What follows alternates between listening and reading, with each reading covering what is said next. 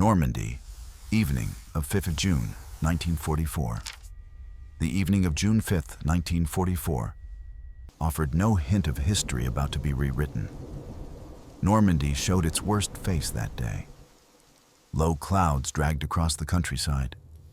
Rain fell in intermittent sheets, driven by sharp coastal winds that rattled shutters and soaked the hedgerows. Roads were slick with mud, visibility poor. For the German defenders, the weather confirmed what doctrine and experience already assured them. No major amphibious operation could be mounted under such conditions.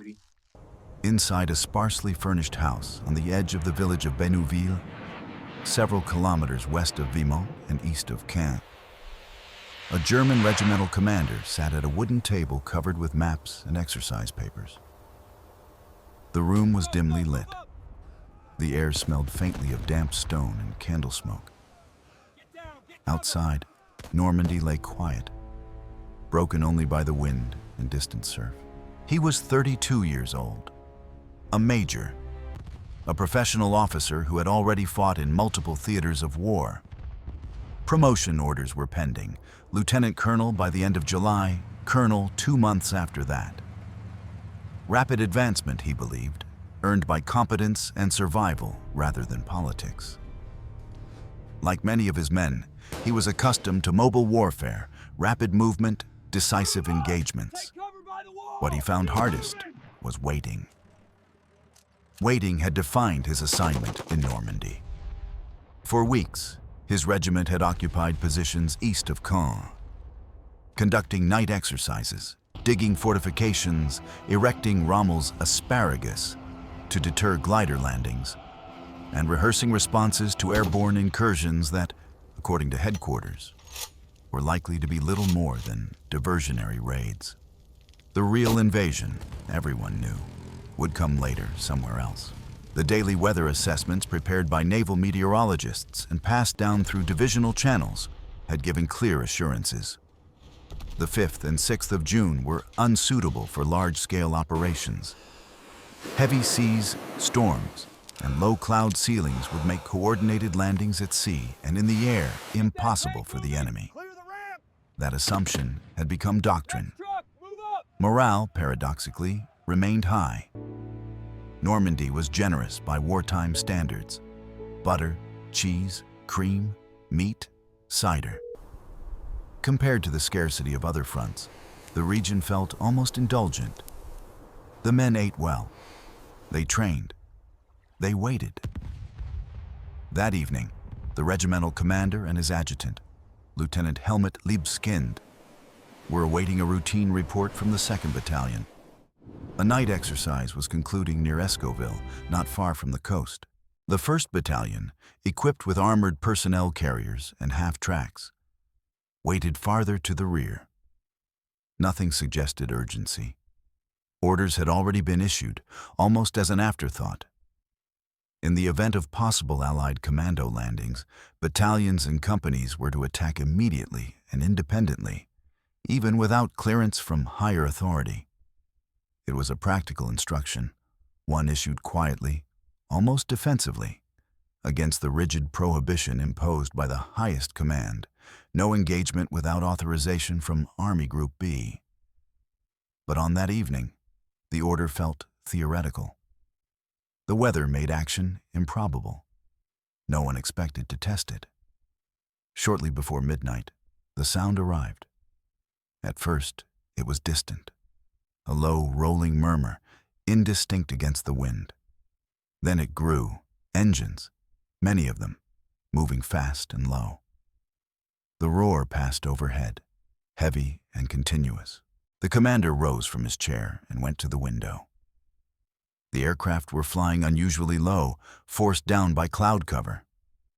Then the sky changed. Flares bloomed in the darkness, hanging motionless beneath parachutes, casting an unnatural pale light across fields and rooftops.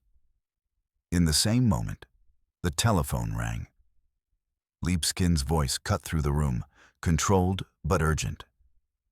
"Major, paratroops are dropping. Gliders are landing in our sector. I am trying to reach 2nd Battalion. I will come to you immediately." There was no hesitation. Orders followed instantly. All units were to be placed on full alert. Division headquarters was to be informed. 2nd Battalion was to engage wherever necessary. Prisoners were to be taken if possible and brought in for interrogation. The waiting had ended. At the command post, reports arrived in fragments. The 5th Company of 2nd Battalion, still carrying blank ammunition from the exercise, had not yet returned. The situation was dangerous. Initial messages indicated British paratroopers had landed around Escoville and Tron. The battalion commander had already acted. With available elements, he launched a counterattack and pushed as far as Tron. Portions of 5th Company, having encountered enemy troops unexpectedly, withdrew under their own initiative and regrouped. A telephone connection crackled to life. The company commander answered from a cellar. "Hold on," he was told. "The battalion is attacking and will reach you shortly." "I have the first prisoner," the commander replied. "A British medical officer, 6th Airborne Division. Send him along as soon as possible." At division headquarters, confusion reigned. The divisional commander, General Feutinger, was not present. His chief of staff was absent as well. The orderly officer, Lieutenant Messmer, received a brief situation report and was asked to obtain clearance for a concentrated night attack as soon as the commander returned. Meanwhile, more prisoners arrived.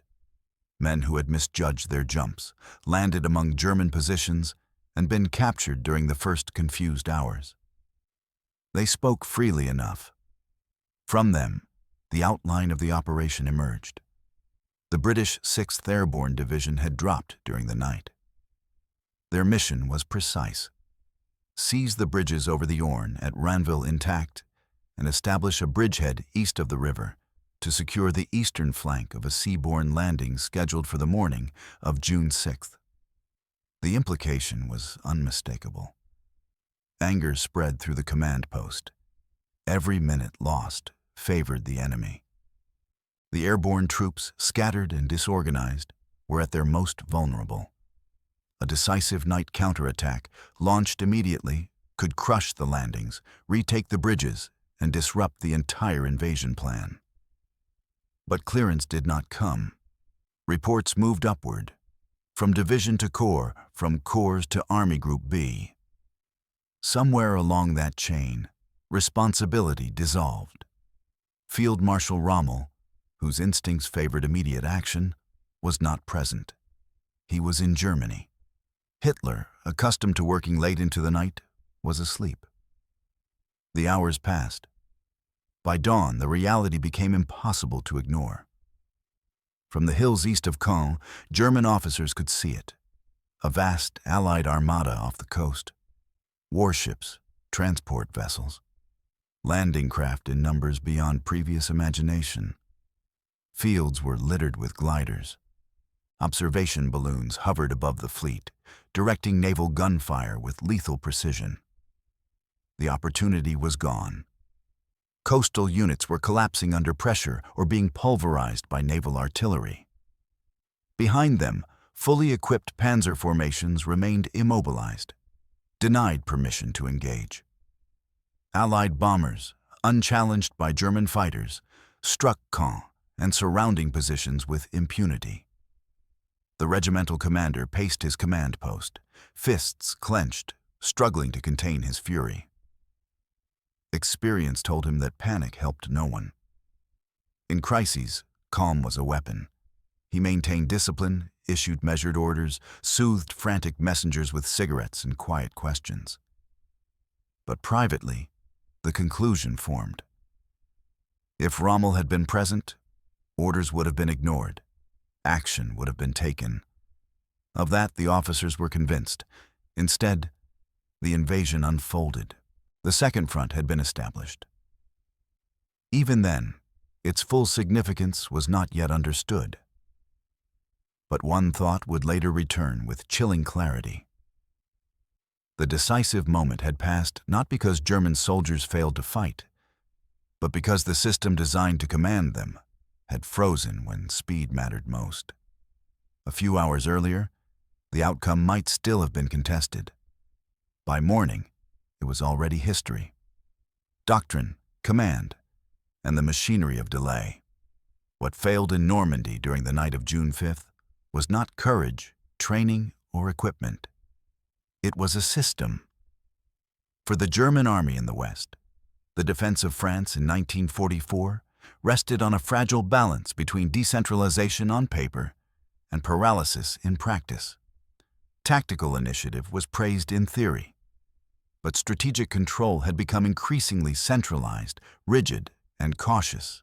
Every critical decision flowed upward, often to men far removed from the battlefield, and returned, if it returned at all, too late to matter. The structure was formidable on paper. Army Group B oversaw the entire northern sector of the Atlantic Wall. Beneath it stood corps commands, divisions, regiments, battalions, each with defined responsibilities and contingency plans. But the system relied on one assumption above all others, that the decisive invasion had not yet begun. This assumption shaped everything. German intelligence assessments throughout the spring of 1944 consistently emphasized the Pas de Calais as the most likely landing site. Shorter sea crossings, proximity to England, and suitable terrain reinforced this belief. Normandy, by comparison, appeared secondary, a plausible diversion, but not the main effort. This conviction had hardened into orthodoxy. As a result, armored reserves, the decisive instrument for countering an invasion, were withheld.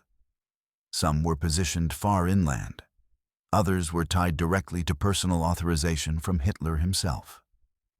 Even formations already close to the coast were bound by orders that forbade engagement without explicit clearance from the highest authority.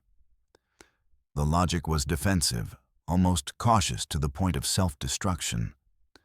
The fear was not defeat at the beaches, but deception. A premature commitment, it was believed, might expose Germany's last mobile reserves to a feint, allowing the true invasion to break through elsewhere unopposed. In Normandy, this logic manifested in delay. The 21st Panzer Division exemplified the contradiction. It was the only armored division stationed close enough to react immediately to airborne landings east of the Orne. Its units were trained, experienced, and familiar with the terrain. Night exercises had been conducted repeatedly. Routes, assembly points, and counterattack plans existed.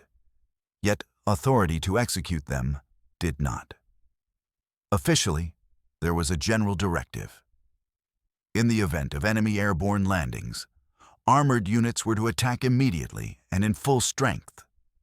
This order existed. It had been issued, but it had not been clearly disseminated, reinforced, or reconciled with the standing prohibition against unauthorized engagement. On the ground, officers remembered only the prohibition. The result was hesitation layered upon hesitation. Battalion commanders acted where they could, improvising with what forces were immediately available.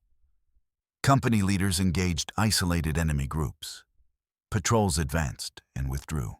But no coordinated divisional counterattack was launched during the night when the enemy was most vulnerable. Communications compounded the problem. Telephone lines were the backbone of German command and control in Normandy. Radios were limited, often unreliable, and vulnerable to interception. When lines were cut by bombing or sabotage, units became isolated not only physically but hierarchically. Reports moved slowly. Requests for clearance stalled. During the critical hours between midnight and dawn, senior commanders were absent, unreachable, or uninformed. Division headquarters lacked decision-makers. Corps headquarters awaited confirmation. Army Group B hesitated, still unsure whether Normandy represented the main blow or merely a diversion. At the top of the pyramid, the ultimate authority slept. The consequences of this structure were immediate and devastating. The British airborne units, scattered by weather and navigation errors, should have been overwhelmed piecemeal.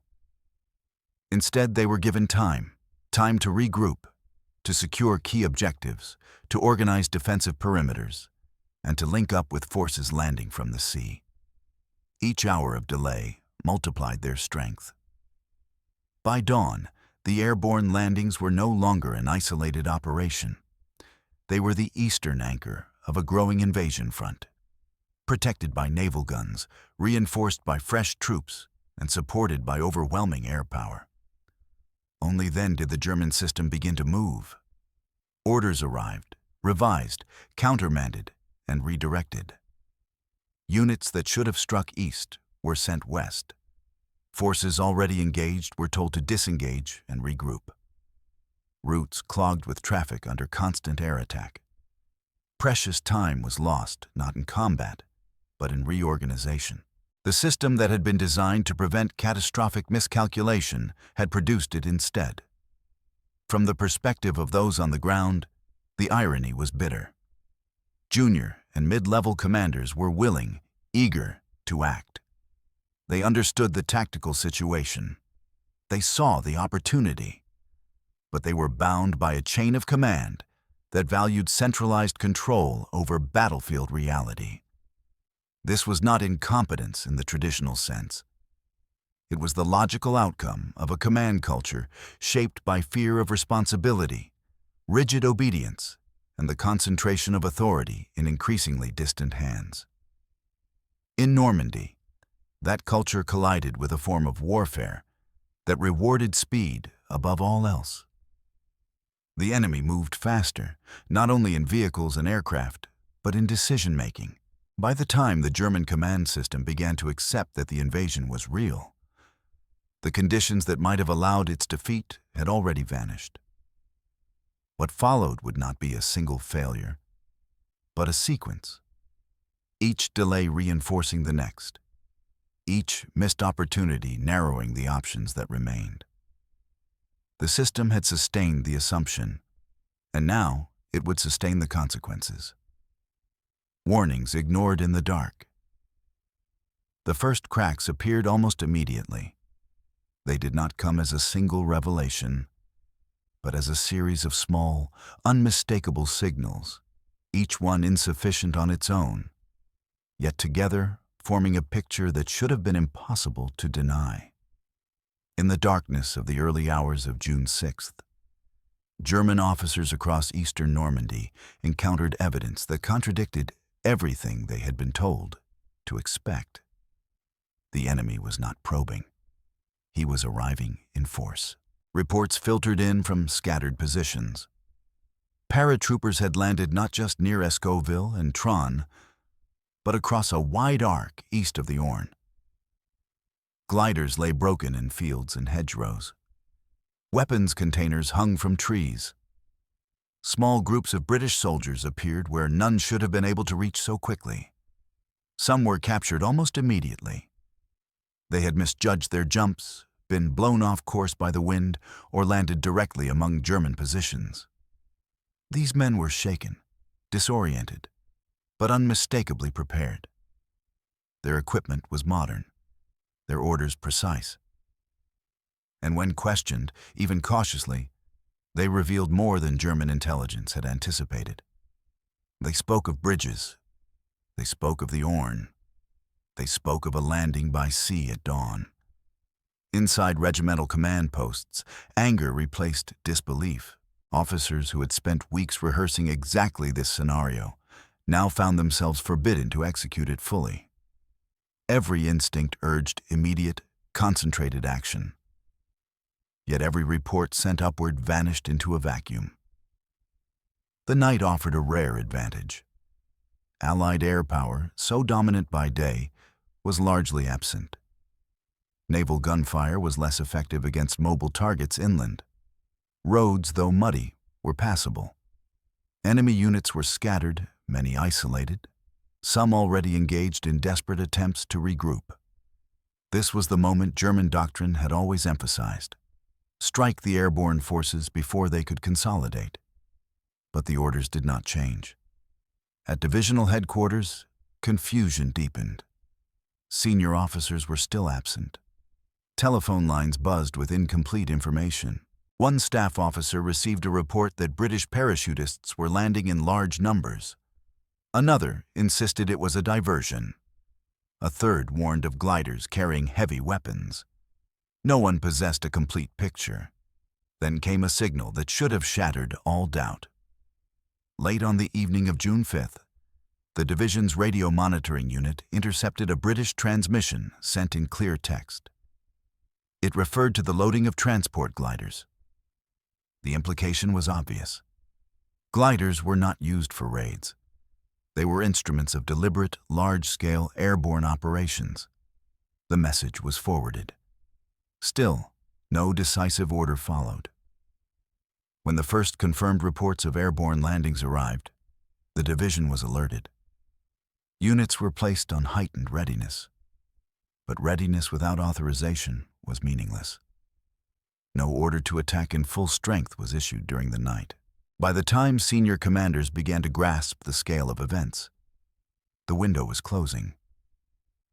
Toward morning, evidence accumulated too quickly to ignore. From elevated positions east of Caen, officers observed the sea itself changing. Where there had been emptiness, shapes now crowded the horizon. Warships, supply vessels, landing craft in numbers that dwarfed anything previously encountered. The armada was real. Still, the highest authorities hesitated. The explanation offered from above was familiar, almost reflexive. This was a diversion. The real landing would come later, farther north. The enemy was attempting to draw German reserves into Normandy prematurely. Some commanders accepted this logic. Others did not. Within the Corps, opinions diverged sharply. One senior commander insisted the invasion was genuine and unfolding exactly as Allied doctrine suggested. Another deferred to long-standing intelligence assessments that continued to point toward Pas-de-Calais. Meanwhile, the situation on the ground deteriorated. British airborne units secured key positions. Bridges that should have been destroyed stood intact. Defensive strongpoints formed around them. German counterattacks, launched piecemeal by battalions acting on their own initiative, achieved local successes but lacked the mass to break through decisively. Every engagement told the same story. The enemy was no longer disorganized. He was digging in. When divisional commanders finally returned to their headquarters in the early morning hours, they were confronted with a reality far more severe than they had imagined. The coast was alive with activity. Naval gunfire thundered inland. Allied aircraft appeared in growing numbers as daylight approached. Yet even then, the orders remained ambiguous. Attack east of the Orne. No. Redirect west. Hold positions. Wait for confirmation. Each change required movement. Each movement invited air attack. Roads became choke points. Columns stalled. Vehicles burned. Men who had trained for rapid armored thrusts now crept forward cautiously, constrained not by the enemy alone, but by the uncertainty imposed from above. The fractures had widened into breaks. By mid-morning, the truth could no longer be concealed. The invasion was not a feint. It was not a reconnaissance in force.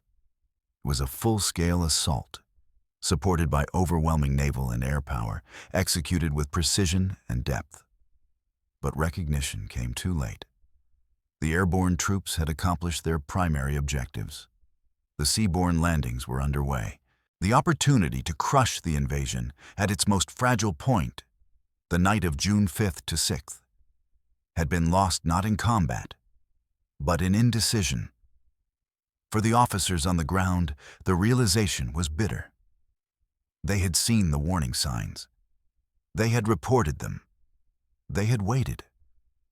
And while they waited, history moved past them. When firepower replaced opportunity.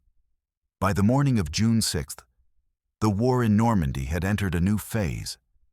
What had been confusion during the night hardened into relentless pressure with daylight. As visibility improved, so did the reach of Allied power. The sky filled with aircraft. The sea spoke with guns whose range extended far beyond the beaches. German units that had survived the night intact now found themselves exposed, observed, and methodically struck. From the hills east of Caen, officers could see the full scale of the disaster unfolding. The Allied armada stretched across the horizon. Hundreds of landing craft churned toward the shore. Observation balloons hovered above the fleet, tethered and steady, feeding targeting data to battleships and cruisers whose guns reached deep inland with devastating accuracy. For German forces east of the Orne, this changed everything. Attempts to regroup were immediately punished. Any movement by day drew fire, naval gunfire, artillery, or fighter bombers. Roads became death traps. Columns dispersed into fields and hedgerows, sacrificing speed for survival. Communications deteriorated rapidly as radios failed and telephone lines were severed by bombing. Yet orders still demanded action. Throughout the morning and afternoon of June 6th, elements of the 21st Panzer Division were ordered to attack, then redirected, then ordered again to regroup and attack elsewhere. Units east of the Orne prepared to strike toward Ranville and the bridges.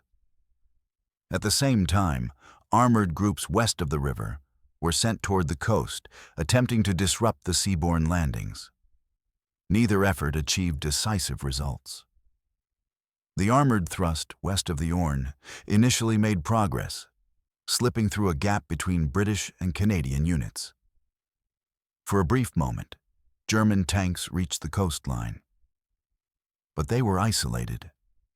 Naval gunfire bracketed their positions. Fighter bombers attacked relentlessly. Newly landed airborne troops appeared in their rear. To avoid encirclement and destruction, the armored group withdrew.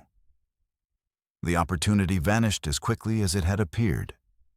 East of the Orne, conditions were worse. Here, German units faced the British airborne bridgehead, now reinforced and supported by naval artillery. The terrain, villages, hedgerows, ditches, and walls, favored the defender. Every approach route was observed. Every assembly area was vulnerable. Late on June 6th, a reinforced combat group was finally assembled for a decisive push toward Escoville, Hérouvillette, Ranville, and the two Orne bridges. The objective was clear: crush the airborne bridgehead, retake the crossings, and restore a coherent defensive line. The attack began under the worst possible conditions. The reconnaissance battalion, never intended for frontal assault, went in first, attacking directly from the march. Supported by a tank company, it achieved initial surprise and penetrated into Escoville. For a few minutes, momentum returned. Then the fire descended. Naval guns up to 38 centimeters in caliber opened up. Artillery joined in. Fighter bombers attacked in waves. The village and its approaches were plastered without pause. Radio contact was lost. Wounded streamed back. Vehicles burned. Men took cover wherever they could: ditches, cellars, shell holes. The reconnaissance battalion, exposed and unsuited for such punishment, could not continue. Orders were given to break off the attack, dig in on the southern edge of the village, and establish a defensive line to prevent further Allied advance. Losses were heavy. Similar scenes unfolded elsewhere along the front.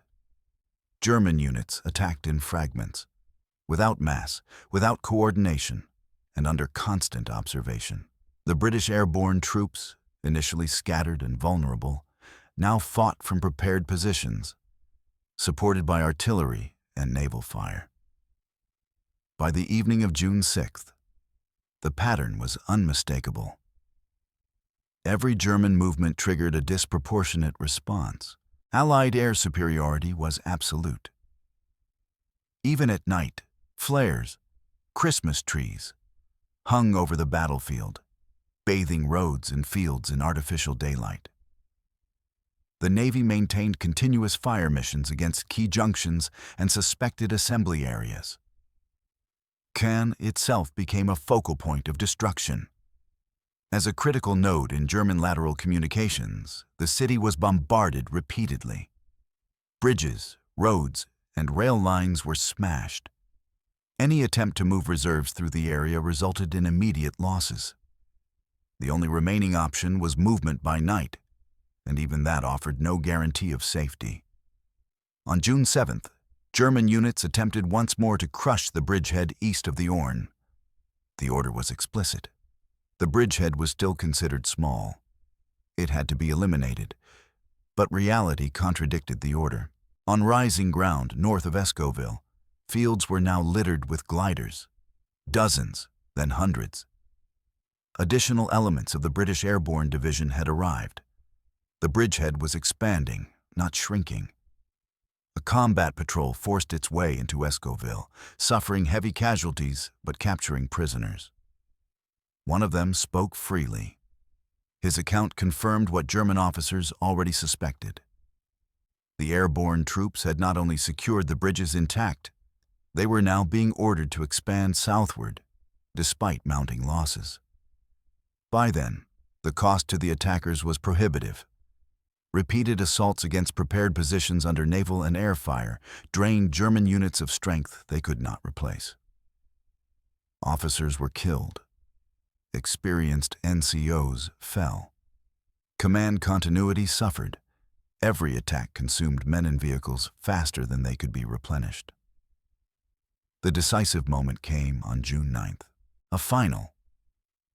Large-scale attack was launched at dawn against Escoville, supported by tanks, assault guns, artillery, and anti-tank guns positioned to counter British armor. Preparations had been observed. Naval bombardment began even before the assault moved forward. As tanks advanced past the chateau into open ground bordered by hedges and walls, the battlefield erupted. Within minutes, multiple vehicles were knocked out by naval gunfire. Turrets jammed, crews bailed out or were killed inside their machines. Grenadiers advancing behind the armor were cut down by artillery. The attack stalled almost immediately. By evening, it was clear that no breakthrough was possible. The British bridgehead could not be pushed back to the river, let alone eliminated. Behind it, fresh infantry divisions were already moving into position to relieve the airborne troops. The realization settled heavily over German command posts. This was no longer a battle for the beaches. It was a battle for survival in the face of overwhelming material superiority. The collapse was not sudden, but it was irreversible. Each failed counterattack consumed the very forces that might have been needed later. Each day of delay strengthened the enemy's hold and weakened Germany's capacity to resist. What Rommel had feared had come to pass. The invasion had not been crushed in its first hours, and now it could not be. Too late, under the same sky, recognition did come. It arrived not as a revelation, but as an accumulation of facts that could no longer be denied. By the evening of June 6th, even the highest levels of the German command were forced to accept that what had unfolded in Normandy was not a diversion. It was a full-scale invasion, executed with a level of coordination and material support that exceeded pre-war estimates. Yet recognition did not immediately translate into effective action. At headquarters, orders began to change tone. The language shifted from caution to urgency, from restraint to reaction. Panzer divisions previously held in reserve were now committed. Combat groups were formed and reformed. Objectives were clarified, then revised again as the situation evolved faster than the command system could track. But every adjustment occurred under the same conditions that had already doomed earlier efforts. Allied air superiority was complete. German aircraft appeared only sporadically, too few to influence events. Fighter bombers roamed freely, striking roads, bridges, assembly areas, and individual vehicles with equal efficiency. Even at night, illumination flares turned movement into a gamble. Naval gunfire remained omnipresent. The sea itself had become a battlefield weapon. Battleships, cruisers, and destroyers fired with precision, guided by airborne observers and tethered balloons. German units learned quickly that any concentration of forces, however brief, invited immediate punishment. In this environment, adaptation was possible only at the margins. German commanders attempted to regroup into stronger, more cohesive combat formations. Defensive lines were established east and west of the Orne. Anti-tank guns were dug in. Infantry units were reorganized to hold key terrain and prevent further Allied expansion.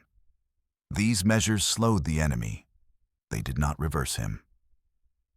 On June 7th and 8th, both sides paused in places, not from lack of will, but from exhaustion. The wounded were collected. Casualties were replaced where possible. Ammunition was redistributed. German supply movements, now restricted almost entirely to night hours, struggled to keep pace. Even these pauses favored the Allies.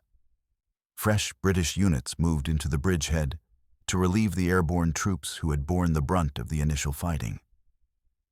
Infantry divisions with artillery and armor arrived in increasing numbers. What had begun as a fragile foothold hardened into a layered defensive zone. German counterattacks continued, but their character had changed. No longer aimed at annihilation, they sought containment. No longer bold thrusts, they became limited probes designed to test, delay, and buy time. Each effort was constrained by the same factors: fuel shortages, air attack, and the inability to mass forces without being detected. Individual acts of courage and leadership persisted. Battalion commanders held exposed flanks. Reconnaissance units fought beyond their intended roles. Officers improvised under fire, making decisions on the ground when communications failed. These actions mattered tactically. They saved lives. They stabilized sectors. But they could not change the strategic balance. By June 9th, the pattern was undeniable. Every attempt to retake Escoville, Ranville, or the Orne bridges met the same fate. Naval gunfire shattered armored assaults. Infantry advances dissolved under artillery and air attack. Terrain that might have favored tanks in other circumstances proved lethal when approached under constant observation. Losses mounted. Experienced leaders were killed. Veteran NCOs were irreplaceable. Units that had entered the battle intact were now reduced to fractions of their original strength. Replacements, when they arrived, lacked experience and cohesion. Meanwhile, Allied strength increased hourly. Behind the beaches, supply dumps grew. Roads filled with vehicles. Artillery concentrations multiplied. The sound of engines, guns, and aircraft became continuous, a reminder not only of presence, but of capacity. German officers began to draw conclusions they did not yet voice openly. Even if a breakthrough were achieved locally, even if a bridge were retaken temporarily, the underlying imbalance would remain. The enemy could replace losses. Germany could not. The enemy could shift forces rapidly. Germany moved cautiously, under threat at every step. Adaptation, in the end, was reduced to endurance. Defensive positions were improved, camouflage was refined, movement was minimized. Orders emphasized survival as much as resistance. The objective became delay. Not victory, but time. Time, it was hoped, might produce political change, strategic opportunity, or Allied error. But the events of those first days in Normandy had already narrowed the future. The German army had adapted before, on the Eastern Front, in North Africa, in Italy. It had learned hard lessons and applied them under fire. But Normandy was different. The enemy's superiority was not limited to tactics or numbers. It was systemic. Adaptation could not overcome that. By mid-June, the recognition was complete. The invasion could no longer be undone. Only its consequences could be managed. The night that could not be replayed. In the days that followed, the battlefield settled into a grim rhythm. The German front in Normandy no longer collapsed suddenly. It hardened, bent, and bled. Defensive lines formed and were shattered. Villages changed hands. Counterattacks were planned with care and executed with bravery. Yet none of it altered the fundamental reality that had been established during the night of June 5th to 6th. The Second Front existed. From that moment forward, every German action in the West was reactive. The failure to eliminate the Allied lodgment in its first hours carried consequences that extended far beyond the beaches of Normandy. It shaped the tempo of the campaign, the allocation of reserves, and the strategic options available to the German High Command for the remainder of the war. In retrospect, the decisive factor was not firepower alone. It was time.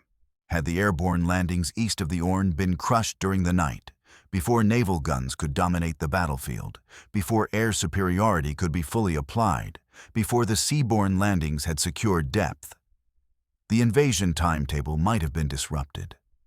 Bridges destroyed, supply routes severed, confusion amplified. The invasion itself would not necessarily have failed, but it would have been delayed. Delay, in modern industrial war, was not a trivial matter. Every additional day imposed losses, consumed supplies, and strained Allied logistics. Even a temporary setback could have altered the sequence of operations, forced revisions, and increased costs. That opportunity vanished with the night. Instead, the Allies established a continuous lodgment, rapidly expanded it, and absorbed losses that German forces could not match. Their industrial capacity, transport networks, and air dominance ensured that every reverse could be repaired and every success exploited. The German army, by contrast, fought with diminishing means. Fuel shortages worsened. Replacement vehicles arrived too slowly. Experienced officers and NCOs could not be replaced at all. Each defensive success merely postponed the inevitable confrontation with superior numbers and material. The consequences extended beyond Normandy. With the Western Front reopened, Germany was now engaged in a two-front war in its most literal sense. In the East, Soviet forces continued to advance with overwhelming strength. In the air, strategic bombing intensified, targeting rail networks, fuel production, and industrial centers. Resources that might have been concentrated were now divided beyond recovery. The decision-making failures of early June echoed through every subsequent campaign. From Caen to Falaise, from the Seine to the German border, the Wehrmacht fought a series of battles defined by constraint. Tactical skill could delay, but not reverse strategic imbalance. Operational brilliance could no longer compensate for industrial inferiority. For the officers who had stood in command posts that night, the memory endured. They had seen the invasion begin not as a thunderclap, but as a moment of uncertainty, one that could have been exploited. They had felt the frustration of waiting while the enemy organized, reinforced, and secured his objectives. They had understood even then that the window was closing. What followed confirmed that understanding. The Normandy campaign would last nearly 3 months. It would cost the Allies hundreds of thousands of casualties and devastate the region. German resistance would be fierce, disciplined, and costly to overcome. But the strategic outcome would not change. The war had entered its final phase, not because German soldiers lacked resolve or because individual units failed to fight, but because a system designed for control proved incapable of speed. Authority concentrated too tightly could not respond fast enough when the moment demanded initiative. The night of June 5th to 6th, 1944, was not decisive because of what happened. It was decisive because of what did not. No order came. No massed counterattack was launched. No second chance followed. History does not grant replays. The invasion succeeded, and with it, the path toward Germany's defeat became irreversible.